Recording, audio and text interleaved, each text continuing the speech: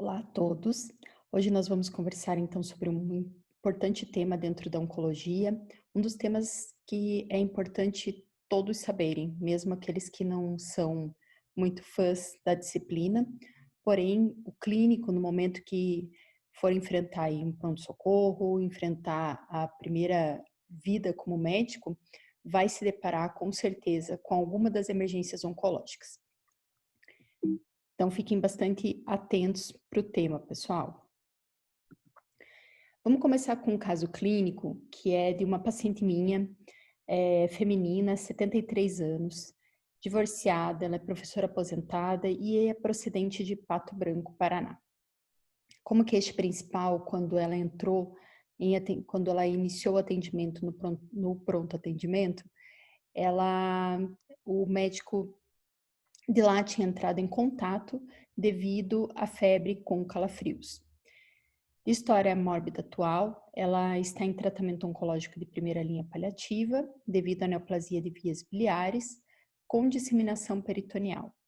E o esquema de tratamento que ela estava recebendo era o segundo ciclo, então C2 é segundo ciclo, de cisplatina com gencitabina.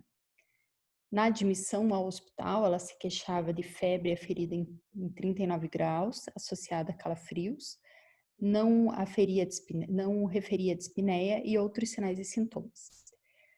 De história anterior, ela tinha uma cirurgia de ileostomia em outubro de 2018, devido a um quadro de obstrução intestinal. Não tinha tido filhos, na menarca aos 15 anos, menopausa aos 55 anos e fazia o segmento ginecológico anual.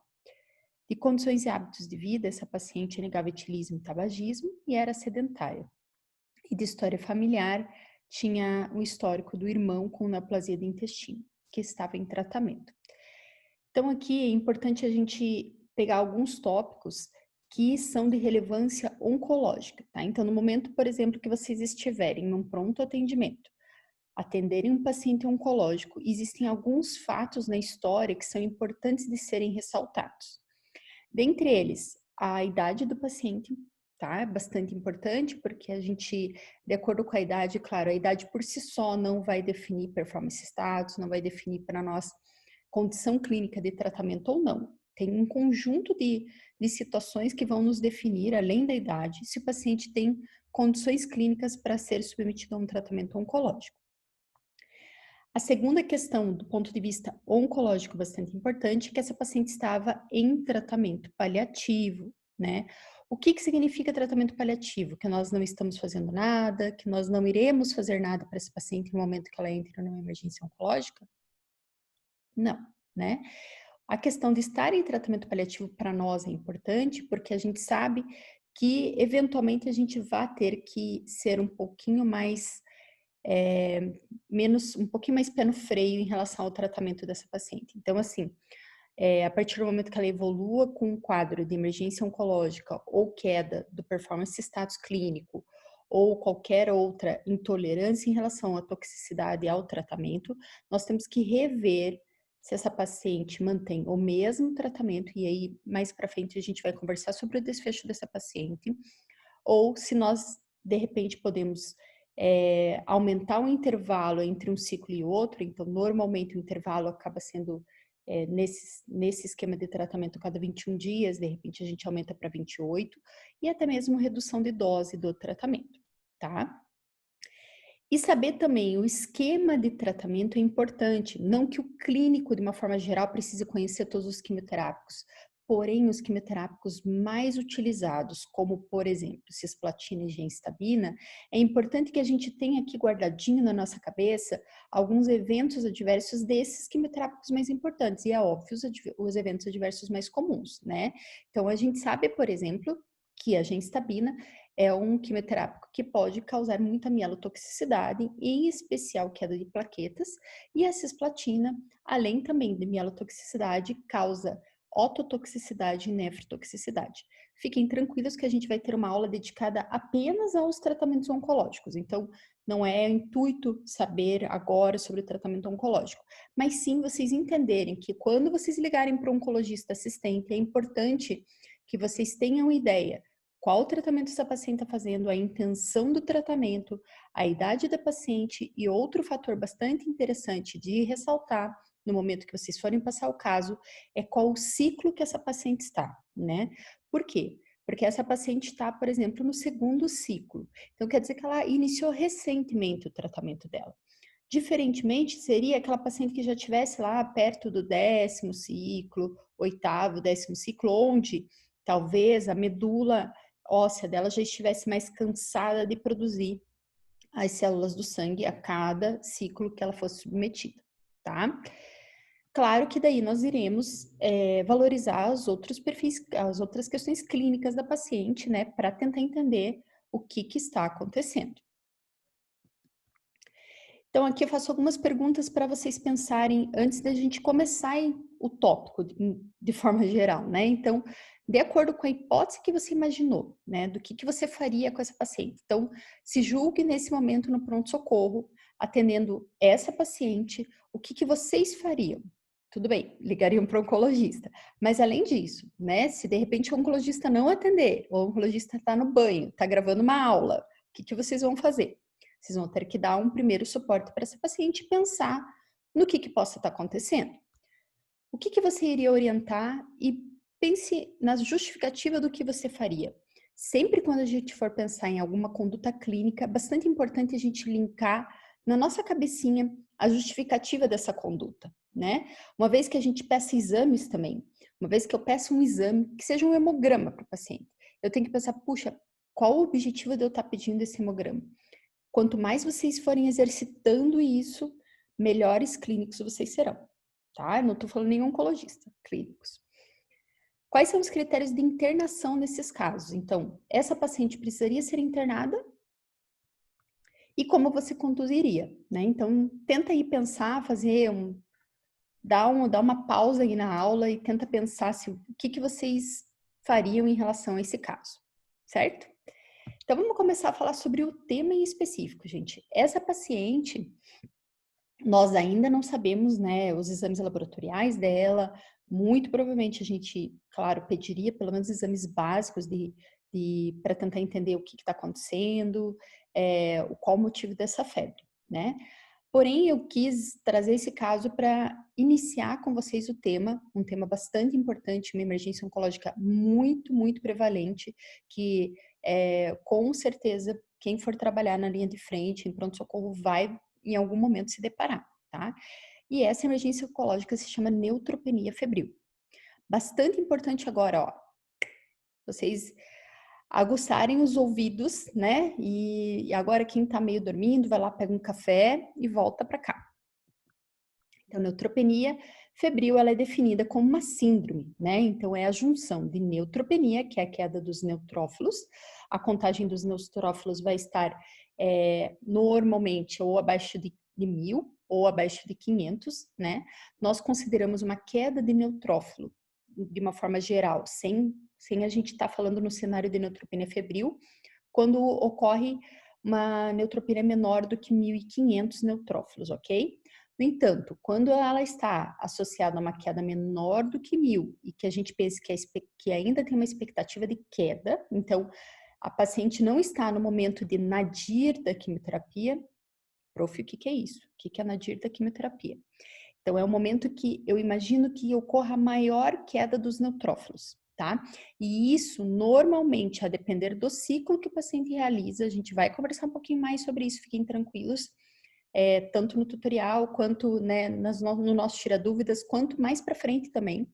Mas a partir do momento que a gente sabe o esquema de tratamento que essa paciente está fazendo, a gente imagina qual que vai ser a maior queda de neutrófilo. Quando vai ser essa maior queda de neutrófilo? E normalmente ela ocorre entre o 10º e 14º dia, tá? Então, outro dado bastante importante que eu acabei esquecendo de falar lá no início, que é interessante se questionar para a paciente é há quantos dias que ela fez a quimioterapia, tá? Então, se ocorre uma queda de neutrófilo menor do que 1.000 e a gente tem ainda a expectativa, ela não está no nadir ainda da quimioterapia, então vai ter a expectativa que ainda ocorra uma queda maior, né? Ou que a paciente venha com contagem de neutrófilos menor do que 500, associado com febre, que é uma medida isolada da temperatura axilar maior do que 37,8, ou oral maior ou igual a 38,3, ou que seja maior ou igual a 38 graus Celsius por mais de 1 hora, nós definimos como uma síndrome de neutropenia febril. A neutropenia severa a gente considera menor do que 100, tá? Uma contagem de neutrófilos menor do que 100 e que ela seja prolongada, nós sabemos que existe uma chance muito grande, um risco muito maior de se evoluir para infecção grave. Ok, isso entendido, vocês entenderam que neutropenia é a redução dos neutrófilos. Neutrófilos fazem parte da família dos glóbulos brancos do nosso sangue e eles são os nossos principais soldados de defesa, né? Eles que estão ali com toda a força para atacar e para nos ajudar a se defender do inimigo. E associado à febre, que a gente sabe que com essa junção dessas duas questões, nós definimos como neutropenia febril. Então, no caso dessa paciente, a gente precisaria pelo menos de um hemograma dela para poder definir a contagem de neutrófilos. O que a gente deve fazer numa avaliação diagnóstica inicial? Então, é aquilo que eu perguntei lá naquelas questões que a gente realizou após o caso.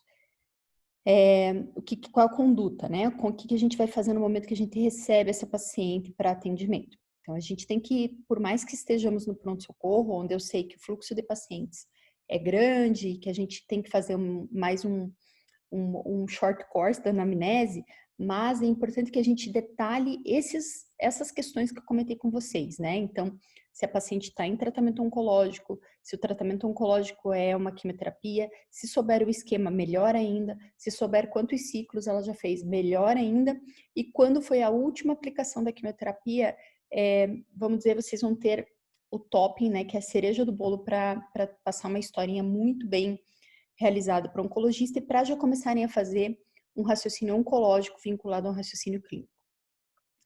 História oncológica, como eu falei, o tratamento quimioterápico prévio e atual, se puder também saber se essa paciente está em segunda linha de tratamento, então é o segundo tratamento, ela já recebeu um tratamento prévio, ela já está no segundo tratamento ou terceiro tratamento eventualmente, importante saber.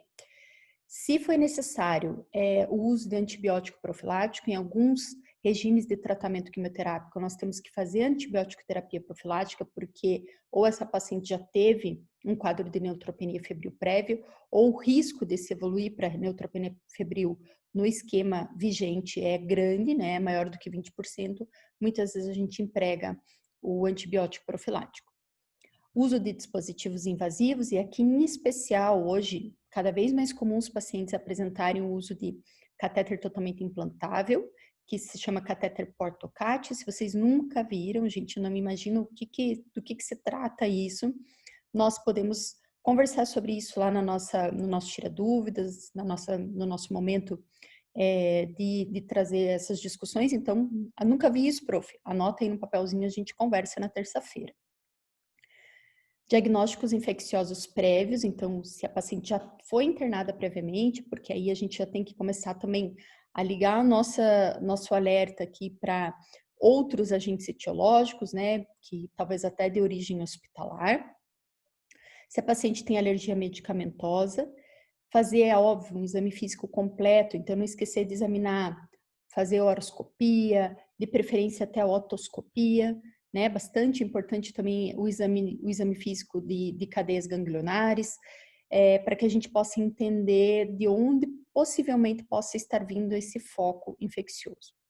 Além disso, a gente vai ter que realizar coleta de exames, então, em especial, os exames básicos a gente não pode deixar passar, que seria hemograma, funções renal e hepática, coagulograma, proteína C reativa, se tiver disponível, é um grande marcador para que a gente possa acompanhar a evolução do processo infeccioso. Depois também, se vocês quiserem conversar um pouquinho mais sobre proteína C reativa, a importância dela, quando pedir, como interpretar, anotem aí também para a gente conversar. Eletrólitos, então, claro, os eletrólitos básicos, sódio, potássio, pelo menos esses eletrólitos bastante importantes a gente solicitar, urina 1 ou parcial de urina e o raio-x de tórax, tá? A gente vai solicitar a tomografia de tórax se o raio-x vier alterado, realizar a hemocultura, então não esquecer de realizar a hemocultura pareada, né? Então, uma coleta em cada membro. Se tiver diarreia, aí nós vamos necessitar da coprocultura e a pesquisa da toxina para Clostridium difficile, e o parasitológico de fezes, em alguns casos a gente solicita também, apesar de ser um exame que muitas vezes a gente precisa de mais de uma amostra. Além de exames de investigação diagnóstica complementar, se tiver necessidade de direcionar para algum sinal e sintoma específico da paciente avaliada. Então, gente, toda receitinha do médico oncologista tem que conter essa frase, que orienta o paciente que se tiver febre, que é temperatura maior ou igual a 37,8 no termômetro, tem que procurar atendimento médico, tá? E aqui, gente, é bastante importante reforçar o paciente quando nós estamos, por exemplo, fazendo uma orientação de quimioterapia ou numa consulta, que tem que procurar atendimento médico, porque muitos deles não é incomum isso acontecer. Tomam uma dipirona, tomam, enfim, paracetamol, um antitérmico, resolve a febre e eles acham que tá tudo bem e ficam em casa, e muitas vezes eles acabam indo pro hospital num quadro mais importante, né, de evolução da infecção, e aí fica mais difícil, chega às vezes em choque, né, em sepse, então é bastante importante já, no momento que tiver febre, procurar atendimento médico, tá? Porque aí pelo menos a gente faz um hemograma para saber se esse paciente está neutropênico, exames básicos, muitas vezes não é uma neutropenia febril, é um quadro de uma infecção urinária, uma cistite, algo simples que a gente possa tratar, tá? E tratar em casa. Neutropenia febril, então sintoma de febre durante o período de neutropenia induzida pela quimioterapia, ela pode ser a única manifestação de uma infecção grave subjacente, então o que eu comentei com vocês. Teve febre, a gente tem que estudar melhor esse paciente, tem que entender melhor o porquê está acontecendo essa febre. Como eu disse, pode ser algo que possa ser resolvido de forma ambulatorial, de forma, né, que ele possa ir para casa, ou algumas vezes a necessidade de internamento. Quando houver uma queda maior ou igual a 500 neutrófilos ou expectativa de queda para menor de 500 nas próximas 48 horas, então aí se esse paciente já tiver, por exemplo, ele está no terceiro ou quarto dia da aplicação da quimioterapia, já evoluiu com uma neutropenia próxima a 500, então ele não está ainda no nadir, está com febre, esse paciente, ele muito provavelmente vai ter que ficar conosco no hospital para que a gente possa entender qual a infecção que está acontecendo, iniciar antibiótico endovenoso. Pode cursar com altas taxas de mortalidade, então por isso o nosso cuidado, e sempre lembrando que é melhor nesses casos pecar pelo excesso do que pela falta, então é melhor a gente com calma descalonar um tratamento do que precisar ficar escalonando e correndo atrás, tá? Identificar os grupos de risco e o adequado manejo, né, com avaliação clínica e laboratorial e a monitorização do paciente são extremamente importantes. Bem, para deixar mais objetivo, né? Então, poxa, prof, quando realmente que eu preciso me preocupar com o paciente ou não? Então, para deixar isso de forma mais clara para todos, existe um índice que é o índice MASC, né? Que é o Multinational Association of Supportive Care Cancer, que vai dizer para nós uma pontuação do paciente, né? De acordo com algumas características, por exemplo, se os sintomas do paciente é leve ou ausente, se tem sintomas moderados, se o paciente tem hipotensão ou não, se ele tem uma doença pulmonar obstrutiva crônica de base ou não, se o tumor é sólido ou hematológico e não tem infecção fúngica, está bem hidratado ou está desidratado, se o paciente é ambulatorial, então se ele não foi internado no início da neutropenia febril, e a idade menor do que 60 anos. De acordo com essas características, nós vamos pontuar os pacientes, né, na presença ou ausência dessas características, e de acordo com a pontuação, que ela pode ser maior ou igual a 21 ou menor do que 21, a gente vai ter o risco do MESC, né? Então, baixo risco é quando a pontuação é maior ou igual a 21, quando a previsão de neutropenia de uma queda menor do que 100 neutrófilos por menos de 7 dias, quando acontece uma doença oncológica controlada, então, um paciente que está sob controle da doença, ele está respondendo bem ao tratamento, mesmo que a gente pense no cenário paliativo, ele está respondendo bem ao tratamento. Se nós pensarmos no cenário adjuvante, nós costumamos ser mais agressivos ainda, né? Então, a gente tem que saber que esse paciente está no cenário curativo ou paliativo, para que a gente possa definir melhor o quão a gente vai ser agressivo no tratamento, porque se nós pensamos que esse paciente tem possibilidade de cura e o tratamento dele oncológico está indo bem, a gente vai ter que tentar segurar a ideia desses tratamentos, diferentemente do paciente paliativo, onde eu posso ter mais opções de tratamento e se o paciente tiver uma intolerância, né, uma toxicidade inaceitável, a gente pode pensar em trocar para outro esquema. Ausência de comorbidades significativas, o paciente apresentar um bom performance status, ausência de critérios de alto risco, e aí, nesses casos, nós teremos uma mortalidade menor do que 5%. Diferentemente do alto risco, onde o score MASC vai ser menor do que 21, ou quando a gente encontrar qualquer item que eu vou mencionar, tá? Então, quando ocorre uma neutropenia grave prolongada, então a neutropenia grave prolongada ela é definida como uma queda menor do que 100 neutrófilos por mais de 7 dias. Quando o paciente apresenta comorbidades significativas, instabilidade hemodinâmica, insuficiência hepática e renal, alteração do nível de consciência, pneumonia, presença de mucosite maior ou igual a 2, né, que é o grau que a gente vai aprender também lá nas toxicidades relacionadas ao tratamento, e mortalidade, ela pode daí ultrapassar 40%. Então, a gente tem que identificar quem é o paciente, né, que apresenta um risco maior de evoluir com complicações advindas da neutropenia febril e quem é o paciente que eu vou conseguir liberar para começar o tratamento em casa com antibiótico, tá? Eu gosto muito de falar para vocês, de dar para vocês esse conselho. Assim, eu acompanho muito vocês daí no internato, né? E eu sempre reforço isso para vocês. Então, se vocês esquecerem agora, lá na frente eu vou reforçar. Que é muito importante nós, como médicos, sermos bons triadores, né? Então, mais do que a gente conhecer a fundo alguma síndrome, alguma doença, nós sermos expertises em doenças, nós temos que aprender ao longo da nossa formação a sermos bons triadores. Então, ok, prof, eu odeio decorar, não gosto desses índices, eu acho isso maluco. Não precisa decorar o índice MESC. Você precisa ter bom senso, né? E você precisa saber ser um bom julgador do que precisa cuidado, do que não precisa. Então, assim, acho que eu não preciso explicar para vocês que um paciente com comorbidade significativa, instabilidade hemodinâmica, insuficiência hepática e renal, alteração do nível de consciência, é um paciente que deve ficar com certeza no hospital, né? Não tem muita dúvida em relação a isso. Então, aprendam muito mais do que ficar decorando tabelas, decorando índices, decorando números dentro, que não é o nosso objetivo de forma alguma na onco, é que vocês consigam ser bons juízes em relação do que é grave, do que não é, melhorar o feeling, tá? Para que vocês possam julgar e triar adequadamente os pacientes que comparecem ao pronto-socorro. Sobre foco infeccioso, gente, a gente tem que pensar nos principais focos, né? Por quê? Porque muitas vezes a gente não tem tempo de levar esse paciente lá para uma tomografia ou para um raio-x, muitas vezes o paciente já chega num quadro de instabilidade hemodinâmica, então a gente tem que começar alguma coisa, né? Começar toda a questão volêmica, com o cuidado volêmico do paciente, cuidado clínico e o antibiótico, né? É muito importante o início do antibiótico, esse delta, né? Não ser maior do que 60 minutos. No momento que o paciente chega no pronto-socorro para a gente iniciar a primeira dose de antibiótico, o ideal é que seja nos primeiros 30 minutos e que não ultrapasse os 60 minutos, tá?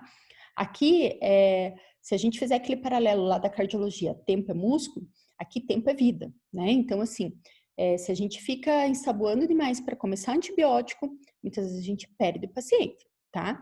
Então, para isso, a gente tem que pensar nos focos mais comuns. O respiratório é de longe o mais comum, seguido do urinário, da pele, cavidade oral, os sítios de inserção do catéter. Então, assim, para dar uma dica para vocês, tanto pele, cavidade oral e sítios de inserção de catéter, a gente no exame clínico já consegue mais ou menos predizer se isso está acontecendo ou não, né? Então, poxa, eu palpei o catéter do paciente, ele tem dor, flutua o catéter, ou sai alguma secreção, não precisa muitas dicas para a gente imaginar que o sítio infeccioso seja o catéter, tá?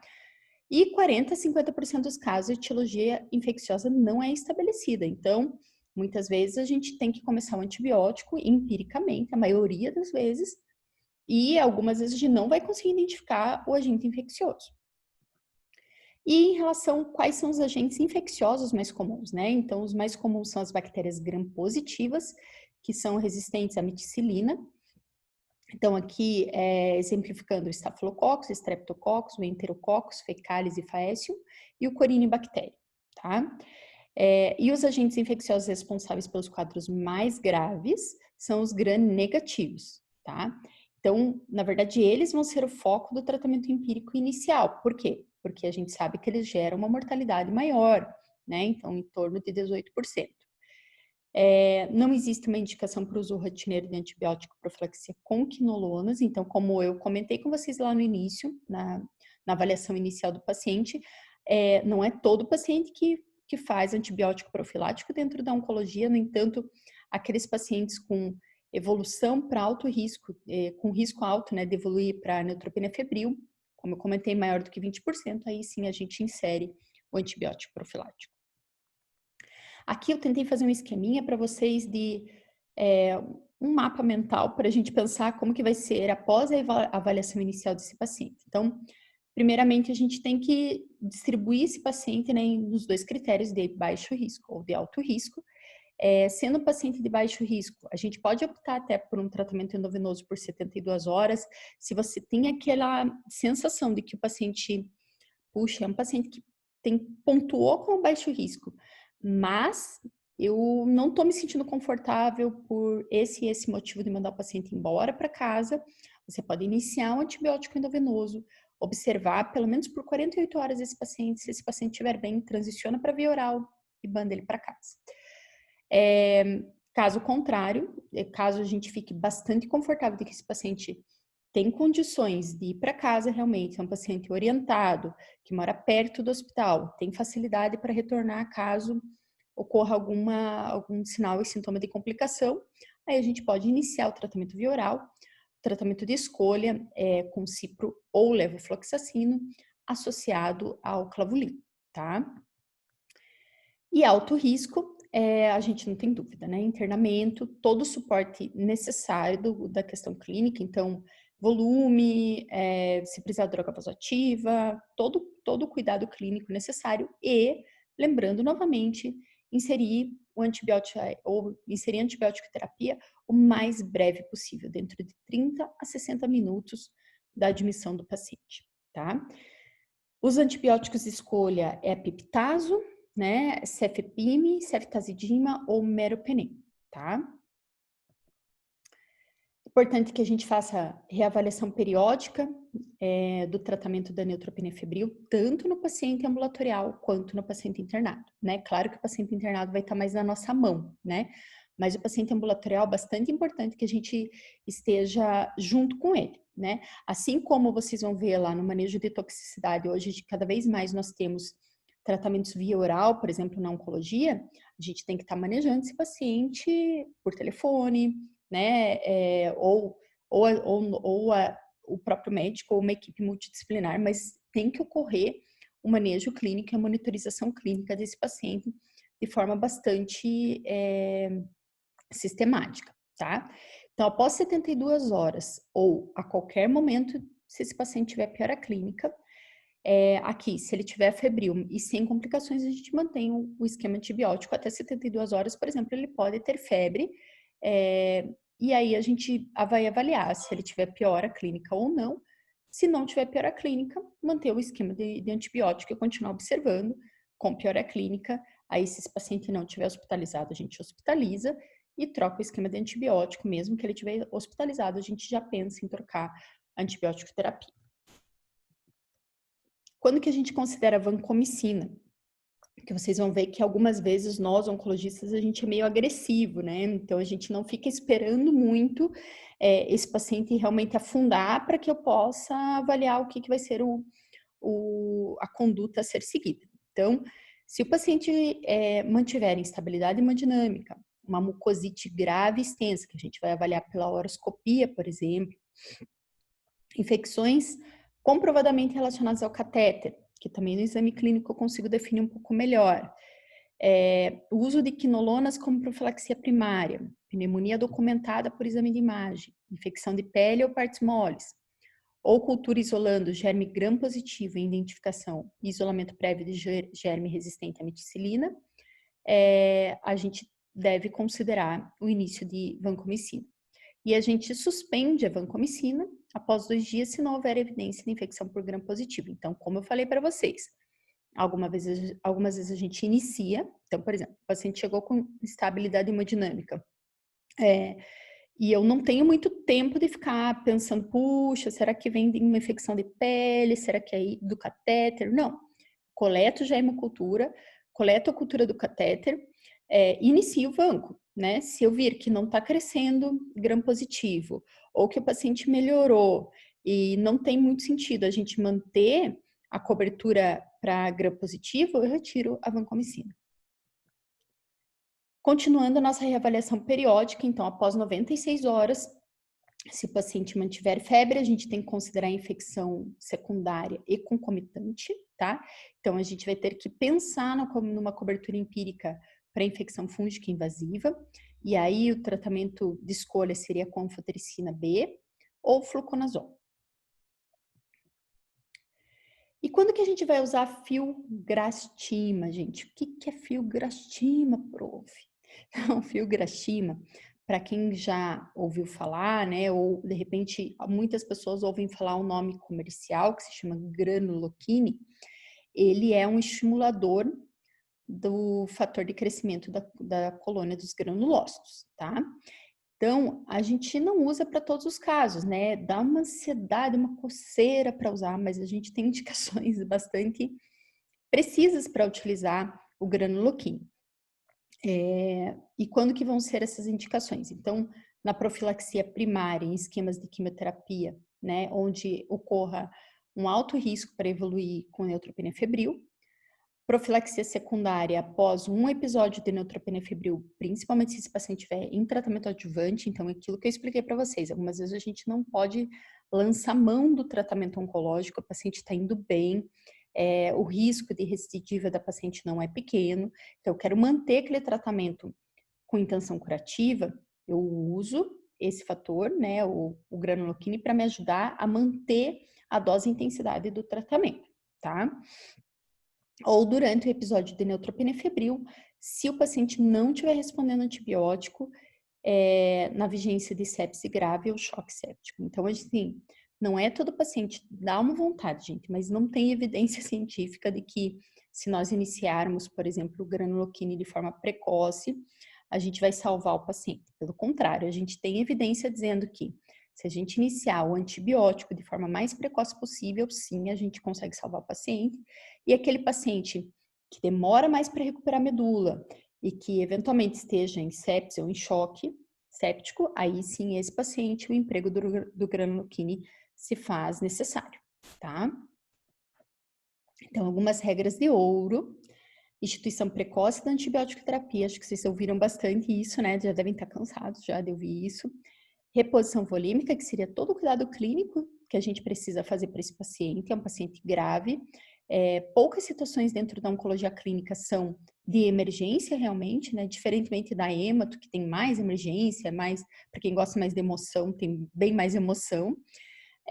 Mas quando nós temos uma emergência dentro da oncologia, nós temos que realmente ficar muito atentos, porque essas emergências realmente podem levar a um índice não desprezível de mortalidade. E a utilização criteriosa dos fatores estimuladores de colônia de granulócitos, né, que seria a filgastrima ou o granuloquine, que a gente usa, então, para aqueles regimes de quimioterapia onde a gente saiba, por evidência, na literatura, que o risco para evoluir com neutropenia febril é maior do que 20%. Quando o risco for intermediário, mas o paciente tiver neutropenia severa e prolongada, idade maior do que 65 anos, doença primária não controlada, pneumonia, hipotensão, disfunção de órgãos, infecção fúngica invasiva e hospitalização anterior ao início da neutropenia febril, aí sim a gente deve, nesses casos, também ponderar a necessidade de se iniciar com o granuloquine. Bem, Agora a gente vai fechar o caso anterior, então, aproveitando que era uma paciente minha, essa paciente hoje, né? Então, se vocês forem ver lá no caso, lá bem no início, a história dela começou em 2018, ela ainda está viva, tem tratamento, ela está em segunda linha de tratamento. Eu tive que parar a cisplatina e a gencitabina dela após 1 ano e meio de tratamento com esse mesmo esquema de tratamento devido à toxicidade limitante, então ela começou a evoluir com uma toxicidade medular importante, com plaquetopenia, neutropenia. Cada vez mais eu tinha que aumentar o intervalo entre um esquema de tratamento e o outro. Foi quando iniciou a pandemia, né? A gente ponderou, a doença dela estava controlada, a gente ponderou o que a gente chama de um holiday drug, que é um tempo de férias de tratamento. E nesse tempo de férias de tratamento, ela ficou 3 meses e meio de férias, ela progrediu a doença, e aí eu reiniciei outro esquema de tratamento para ela, visto que, tanto pelo fato dela ter progredido, né, apesar de que mesmo ela tendo progredido, como ela estava em férias de tratamento e respondeu bem ao tratamento prévio, eu poderia ter reiniciado, caso ela tivesse uma boa tolerância ao tratamento prévio, o que não aconteceu, então eu troquei para outro esquema de tratamento, tá bom? Mais dúvidas em relação ao caso dela, notem aí que a gente pode conversar na sequência, por isso que eu gosto de trazer casos reais, né? Porque aí eu posso contar para vocês na realidade o que aconteceu, tá bom? Então vamos para o segundo cenário dentro das emergências oncológicas. Já adianto que a neutropenia febril é o mais demoradinho, tá? Então não percam a esperança que a aula agora vai mais rapidinho, tá bom? Então, o segundo caso clínico é uma paciente feminina de 58 anos, do lar, casada, procedente e reside em Curitiba. Ela procura atendimento oncológico para investigação de uma massa pulmonar identificada em internamento recente devido a tosse seca e dor torácica. Após ser submetida à biópsia, ela recebe o diagnóstico de linfoma difuso de grandes células B. E antes mesmo de iniciar o tratamento oncológico específico, ela retorna ao pronto atendimento devido à queda do estado geral e confusão mental. Gente, que difícil, né? Estou dando 2 sintomas tão gerais, né, tão inespecíficos para vocês, né? Queda do estado geral e confusão mental.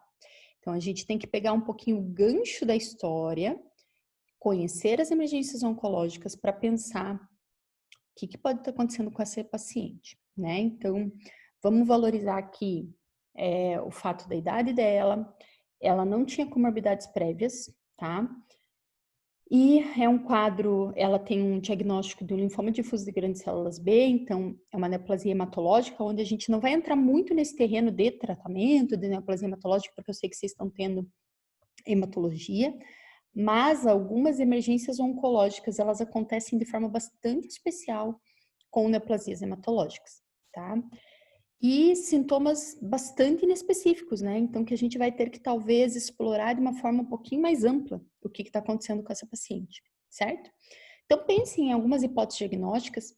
Também outro recado que eu dou para os alunos, gente, é assim, nós temos que aproveitar a oncologia, principalmente para quem já passou por todas as especialidades clínicas, né? Para conseguir ampliar o nosso raciocínio clínico, tá?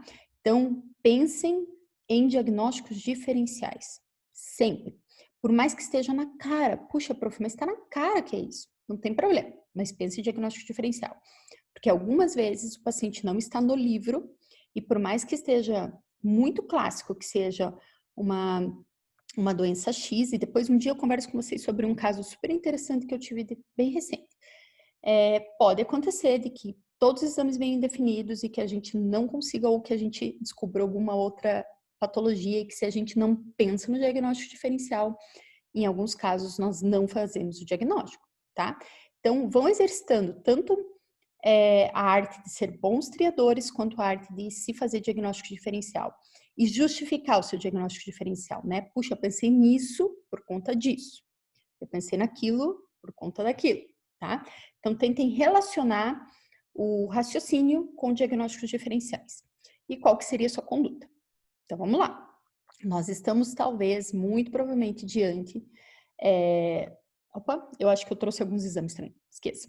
Então, os exames de admissão dessa paciente era uma creatinina alta, né, de 4,2, uma deshidrogenase lática de 800, que também é alta, e um potássio de 7, né? Então, a gente sabe que todas essas alterações laboratoriais justificam o fato dela estar com aquela apresentação clínica. E será que essas alterações laboratoriais podem nos ajudar a fazer o diagnóstico? Então vamos lá. A gente vai conversar um pouquinho então com vocês sobre síndrome de Lise tumoral, tá? O que seria isso, prof? O que é uma síndrome de Lise tumoral? Então ela vai ocorrer em consequência da destruição maciça das células tumorais. Então, gente, comecem a raciocinar, puxa, destruição maciça de células tumorais, então eu tenho que ter um tumor que tenha um crescimento e uma morte celular muito acelerada, né? Então, é um tumor que cresce e morre, cresce e morre, cresce e morre. Quanto mais células estão morrendo, é porque muito provavelmente é um tumor mais agressivo, né?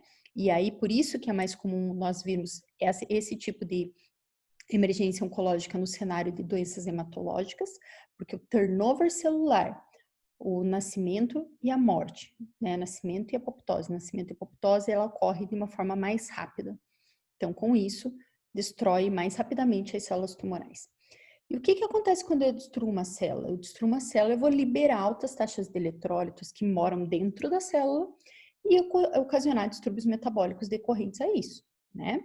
Então, tendo esse raciocínio realizado, a gente sabe que a síndrome de Lise tumoral fica mais fácil de entender, né? Todas as alterações até laboratoriais que ela causa.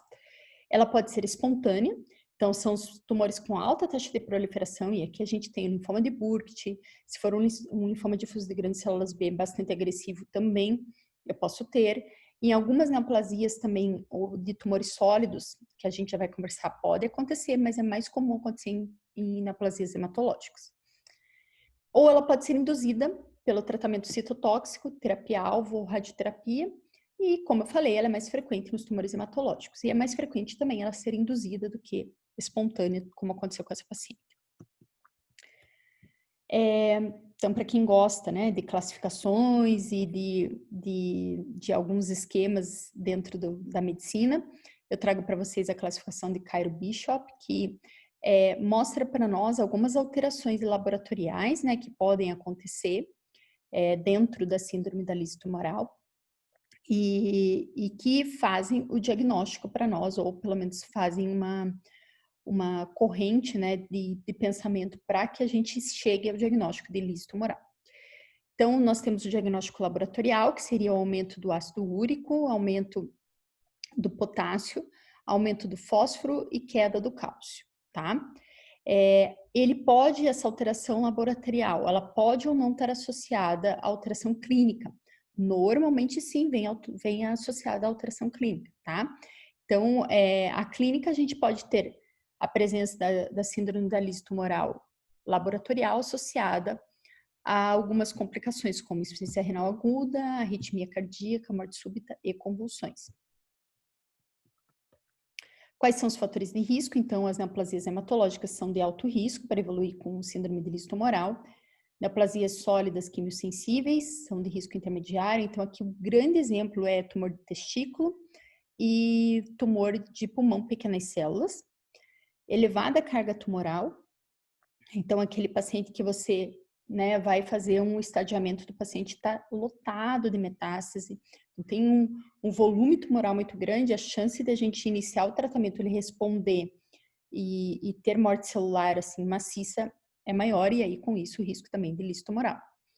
Quando apresenta uma deshidrogenase lática elevada, maior do que 2 vezes o limite superior da normalidade, hiperuricemia e hiperfosfatemia pré-tratamento citotóxico, tá? Então, por isso, por que vocês pedem ácido úrico para os pacientes? Por isso, né? Agora, tudo começa a fazer sentido. Desidratação, então, o paciente, óbvio, se ele está desidratado, é fator de risco para uma insuficiência renal pré-renal, quem dirá, né? Se houver essas alterações eletrolíticas importantes, o rim fica doidinho, né? Então, desidratação com certeza é um fator predisponente. Nefropatia pré-existente ou exposição à nefrotoxina e infiltração tumoral renal. Importante a gente lembrar, né, dessa síndrome, porque existe a profilaxia, então a gente pode fazer uma prevenção naqueles pacientes com alto risco para evoluir, ou mesmo risco intermediário, para evoluir com síndrome de lícito tumoral. Para isso, a gente precisa lembrar que ela existe, a gente precisa reconhecer os fatores de risco e a gente precisa iniciar algumas formas de manejo, né, para que se evite a evolução para essa questão, essa emergência oncológica. Então, a hidratação ela é bastante importante, né? Então, para todos os pacientes de risco alto ou moderado, nós temos que caprichar na hidratação. E ao longo da disciplina, e de repente, quem tiver a oportunidade de ver na prática, vocês vão se deparar muito que nós, oncologistas, a gente prescreve muito hidratação pré-quimioterapia. E não é à toa que a gente faz isso, porque alguns pacientes, não só por conta de lícito tumoral, mas por conta de nefroproteção, em alguns regimes de tratamento, a gente precisa hidratar bem o paciente antes mesmo dele receber a quimioterapia. Monitorizar o débito urinário, então esse paciente deve urinar de 80 a 100 ml metro quadrado hora. E a gente pode inserir os agentes hipouricêmicos, né? Então, que seria o alopurinol, na dose de 50 a 100 miligramas metro quadrado a cada 8 horas, com o máximo de 800 miligramas dia. A gente inicia de 1 a 2 dias antes da quimioterapia e mantém por 3 a 7 dias após. Ou a gente pode também lançar mão da rasburicase, que é o Fasturtec, que é a droga de escolha, quando ela está disponível para os pacientes de alto risco, ela vai ter um efeito mais rápido e menor potencial de nefrotoxicidade. Então é isso sobre lícito tumoral, espero que vocês tenham gostado aí, né? E tenham aprendido alguma coisa e gravado também os principais pontos que a gente tem que lembrar no momento que a gente avalia um paciente no pronto-socorro, certo? Vamos para o próximo caso? Então, o próximo caso é um paciente de 75 anos, esse paciente procurou a urgência do hospital em que você está de plantão. Então, lá no Cajuru, você está lá como acadêmico, chega o paciente com queixa de lombalgia, iniciada há 5 meses. Ele procurou já diversos médicos, em outras urgências, e foi prescrito anti-inflamatório, com melhora completa da dor apenas por algumas horas. E há 15 dias a dor se intensificou, sem melhora, inclusive com analgésicos simples e ou anti-inflamatórios, e percebeu que os membros inferiores estavam mais fracos. No exame físico, esse paciente estava consciente, orientado, tinha um Glasgow 15, tinha diminuição global da sensibilidade nas regiões 3 centímetros abaixo do umbigo, paraparesia de membros inferiores, grau 4 à direita e grau 3 à esquerda, e o reflexo aquileu e patelar exaltados. Então, aqui as questões que eu pergunto a vocês. Qual medicamento ou classe de medicamentos a ser prescrito imediatamente a esse paciente, mesmo sem a comprovação diagnóstica, tá? Então, aqui vocês vão ter que lembrar muito de uma emergência oncológica, porque nesses casos, gente, que o paciente não tem, e isso acontece, não é incomum de acontecer, e eu posso dizer para vocês que é comum, pacientes que não têm o diagnóstico de câncer procuram o hospital, né, uma emergência, ao momento de uma emergência oncológica, né? Então, que vocês ainda não têm o diagnóstico, diferente daquele primeiro caso lá de neutropenia febril, que eu tinha o diagnóstico, o paciente estava em tratamento, então eu já tenho um raciocínio oncológico já formatado para esse paciente. Diferentemente desse, onde não há nenhuma referência ao diagnóstico oncológico, é claro que uma queixa de lombalgia é extremamente comum no pronto-socorro, então não é toda queixa de lombalgia que vocês vão pensar em doença oncológica, porém tem que ter na caixinha de vocês aqui algumas questões que são importantes para serem valorizadas, que aí sim a gente tem que pensar em onco. Então não é porque vocês estão na disciplina de onco que vocês vão me olhar e que vocês vão pensar, puxa, a prof sempre vai pensar em câncer. Não, pelo contrário, eu tenho que valorizar minha formação clínica e sempre pensar em diagnósticos diferenciais que não sejam câncer. E é muito comum no meu consultório, principalmente no privado, onde o paciente pode marcar consulta por N motivos, vir pacientes com diagnósticos clínicos, né? Ontem mesmo eu atendi uma paciente que veio para mim encaminhada do pronto-socorro do hospital para investigar uma plaquetopenia E quando eu fui ver os exames dela, claro que o colega do pronto-socorro não tinha acesso a esses exames porque saíram dias após, mas ela estava com uma infecção urinária, né? Então, evoluindo com 38 graus de febre, com o bicho já identificado, com o tibiograma já realizado. Então, assim, a gente tem que pensar em diagnósticos diferenciais, a gente não pode pensar que tudo é câncer, tá? Porém, a gente não pode esquecer que existem algumas questões que podem ser câncer. E o que chama atenção nesse paciente é o fato dele já ter uma lombalgia crônica, né, que piorou, né, e que ele estava indo alguns dias já, ele já foi à emergência e que ele não estava apresentando melhora. Opa, já tem que acender aquele sinalzinho gigantesco de um bom triador aqui. E vocês têm que entender, se o paciente foi mais uma vez para o pronto-socorro pela mesma causa, pela mesma queixa, tem alguma coisa a mais nessa história, tá? E aí vocês vão ter que investigar. E além disso, ele piorou a dor há 15 dias, não teve melhora alguma, né? Antes ele tinha um pouquinho de melhora, agora nenhuma melhora, e percebeu ainda que tinha essa fraqueza de membros inferiores. Muita atenção para esses casos, tá? Porque a gente pode iniciar uma terapia que pode fazer toda a diferença para o paciente na evolução. E qual a síndrome clínica mais provável? Qual o exame que vai confirmar o que vocês podem estar pensando e que deve ser solicitado para esse paciente? E não esqueçam, esqueci de colocar a quarta pergunta, mas não esqueçam de fazer um rol aí de diagnósticos diferenciais, porque uma vez que vocês façam diagnóstico provável e diagnósticos diferenciais, vocês vão pedir o exame querendo a resposta de uma forma que vá contribuir para o raciocínio de vocês, certo? Então, gente, esse paciente, ele pode estar em vigência de uma síndrome de compressão medular, tá? E essa questão, emergência oncológica ocorre em 5 a 10% dos pacientes e ela é definida como uma evidência radiológica de compressão do saco medular ou de seus componentes por lesão neoplásica que se estende ao espaço epidural. O que eu quero dizer com isso? Então, pode ser uma lesão em coluna, por exemplo, onde eu posso ter um edema tão importante do espaço da região ali, né, da região que se estende ali da coluna, que eu posso fazer uma compressão do espaço epidural, mesmo sem ter um desabamento de vértebras, sabe? Então, bastante importante a gente ter uma avaliação radiológica bem minuciosa dessa área.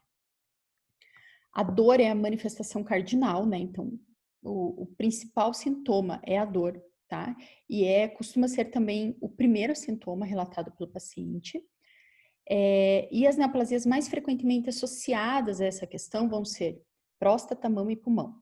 Não preciso dizer mais nada, se vocês lembrarem da primeira aula que eu ministrei para vocês, aquela bolachinha bonita, aquele gráfico em pizza que eu coloco, a gente sabe que câncer de pulmão, mama e próstata são os mais comuns, né?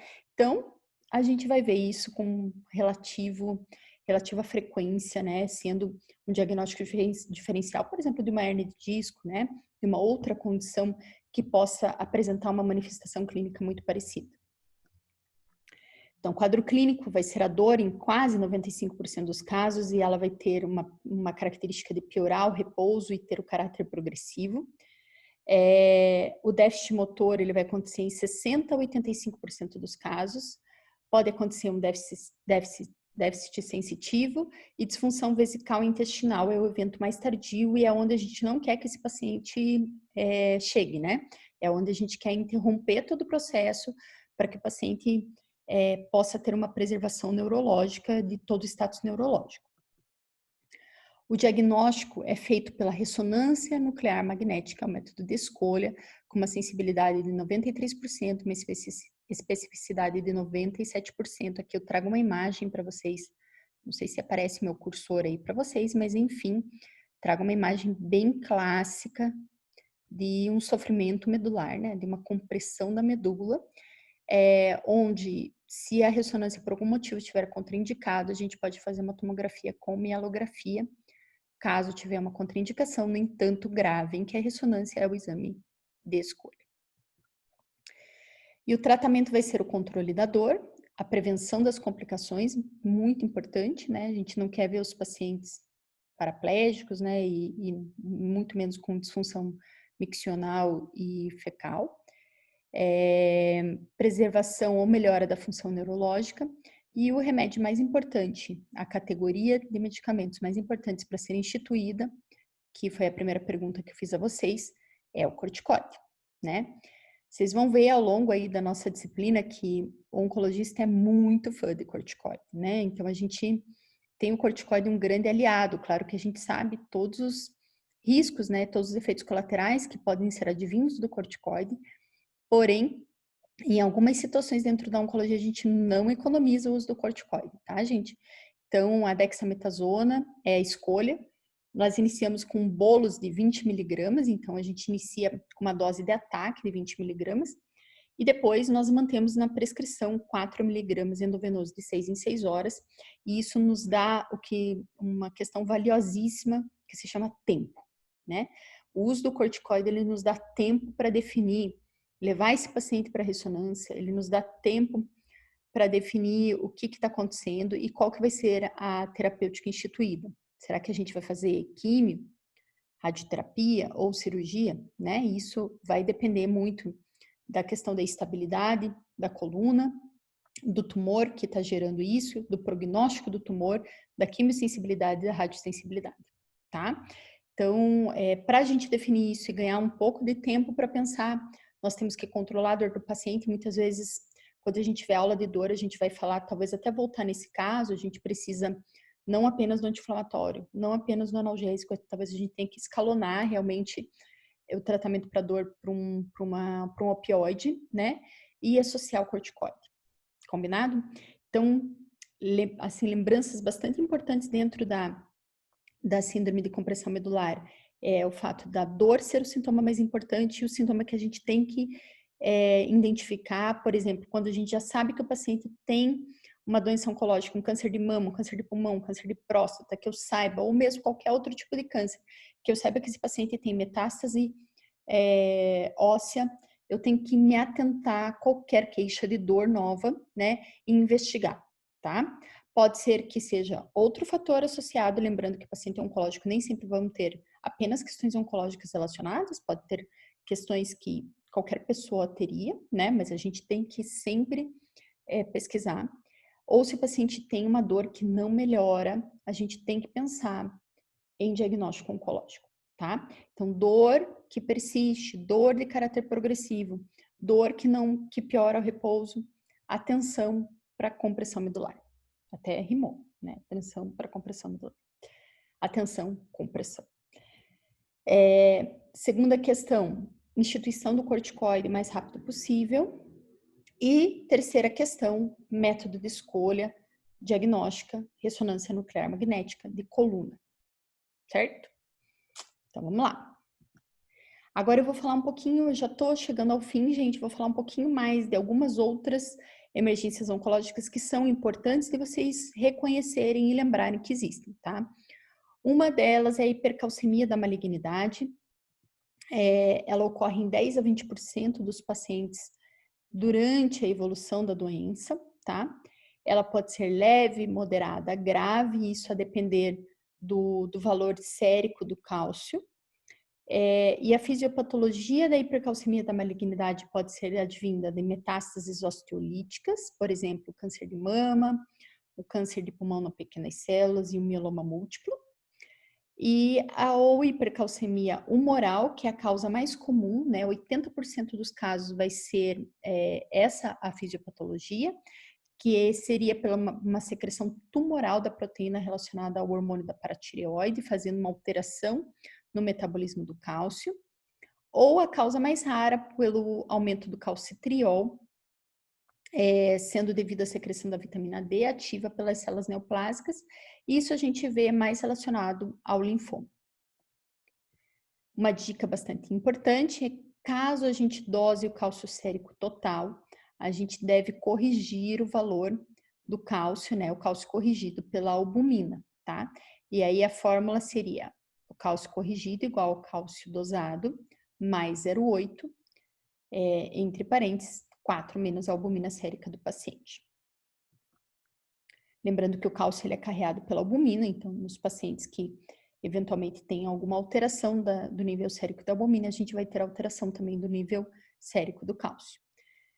Quadro clínico, então, podem ser desde sintomas totalmente inespecíficos, né? Sintomas leves, como constipação intestinal, fadiga, alteração do comportamento, até mesmo depressão.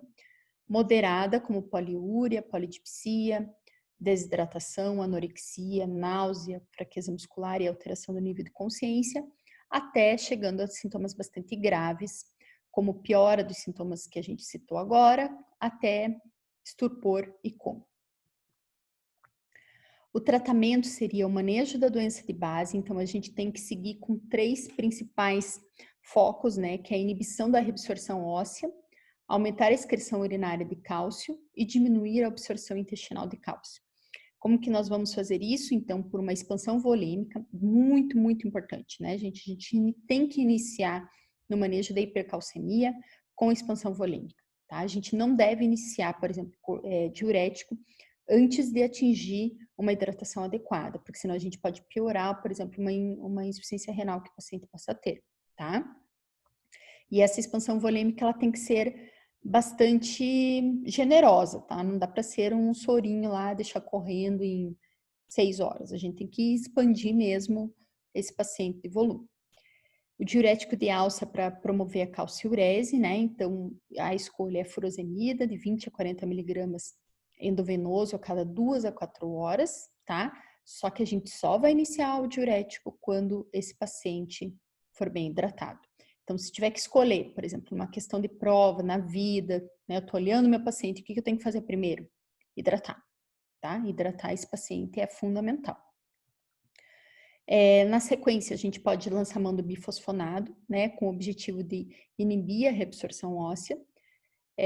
Ou o denosumab, que é um inibidor de RANK4, que ele tem efeito no final da história bastante parecido com o bifosfonado, mas é uma nova classe de medicação para inibir a reabsorção óssea.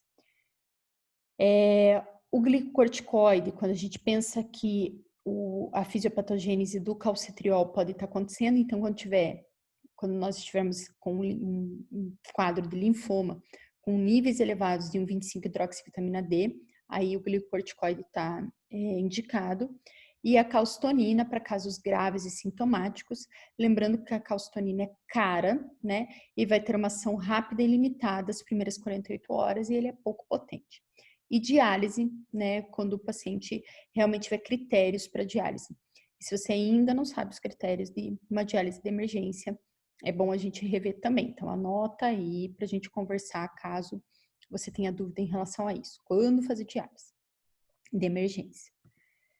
Agora, um pouquinho falando sobre a síndrome da veia cava superior, que é outra emergência oncológica bastante difícil, né? A gente tem alguns casos, inclusive, talvez seja um dos casos que a gente vai explorar, vamos ver. Ainda estou escolhendo os casos da tutorial. Conjunto de sinais e sintomas decorrentes da obstrução do fluxo de sangue através da veia cava superior, em função de uma invasão direta, de uma compressão extrínseca ou trombose intraluminal, tá? A etiologia vão ser neoplasias malignas em, praticamente grande maioria dos casos, 85% dos casos, sendo que 95% desses casos, onde são advindos de neoplasias malignas, vai ser relacionado a câncer de pulmão ou linfoma não Hodgkin. E causas não neoplásicas também podem gerar uma síndrome de veia cava superior, né? Então, vão ocorrer de 15% a 40% dos casos, então seria uma decorrente de uma mediastinite fibrosante ou de trombose. O diagnóstico, então, o sintoma principal é a dispneia, tá? Tosse, cefaleia, pode ocorrer também aquela pletora facial, né? O edema facial, cervical e de membros superiores, dor torácica, disfagia, rouquidão. E no exame físico nós podemos ter distensão das veias do pescoço e da parede torácica, pletora facial e, nos casos mais graves, alteração do status mental e sinais de insuficiência respiratória por obstrução das vias aéreas. O exame de imagem de escolha é a tomografia de tórax com contraste. O tratamento para casos graves o tratamento é intervencionista com stent endovascular e medidas gerais como internação, cabeceira elevada, pensar adequar o balanço hídrico, e aqui a gente tem que evitar a sobrecarga de volume, oxigênio suplementar, heparinização profilática e evitar a venóclise, que é a punção venosa nos membros inferiores, e considerar o uso de corticoide quando a gente está pensando que possa ou souber que é um diagnóstico de linfoma, porque o corticoide ele faz parte do esquema de tratamento para linfoma.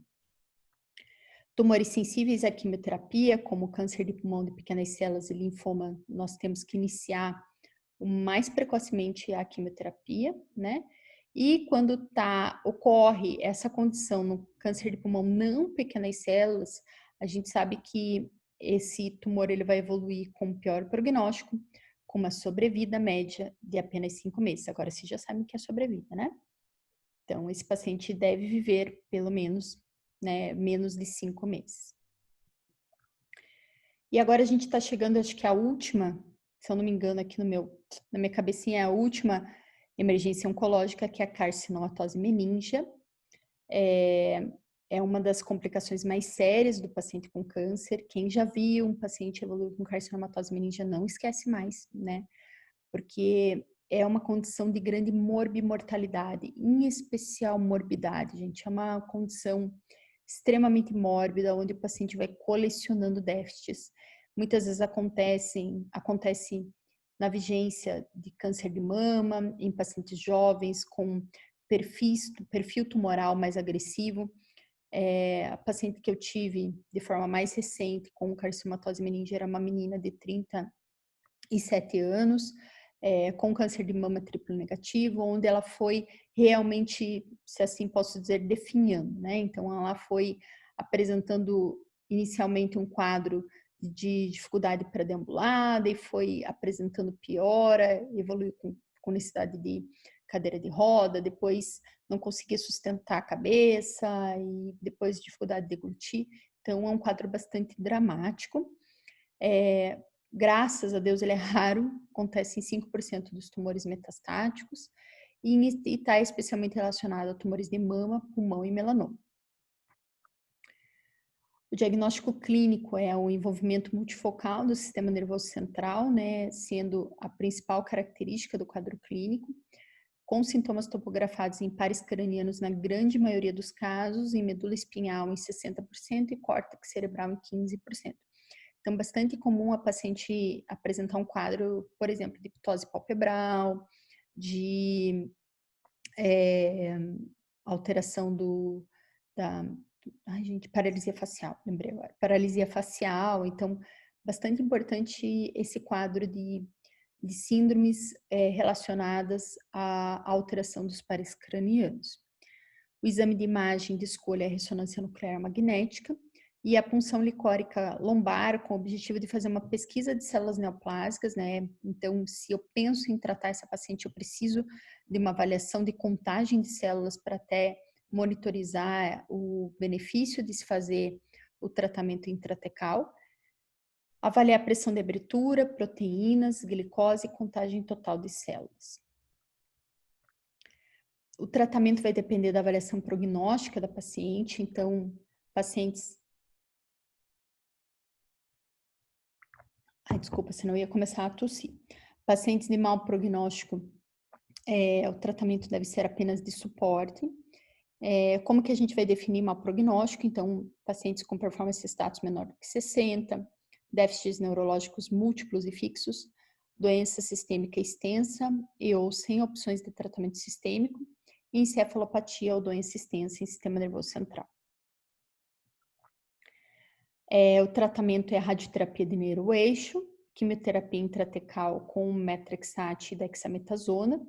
Em alguns casos, a gente pode tem hoje alguns casos que nós utilizamos terapia-alvo. Então, por exemplo, para tumor de mama HER2 positivo, a gente pode usar o trastuzumab, que é um tratamento que a gente vai conversar, né, uma terapia-alvo intratecal. E o segmento em relação ao benefício do tratamento é avaliando, então, o líquor, né? Então, se houver redução do número absoluto de células neoplásicas, a gente tem que basear na amostra coletada e após 4 semanas do tratamento.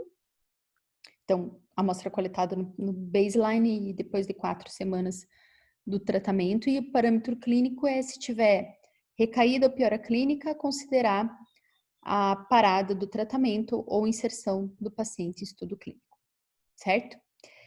Então, gente, isto posto, né?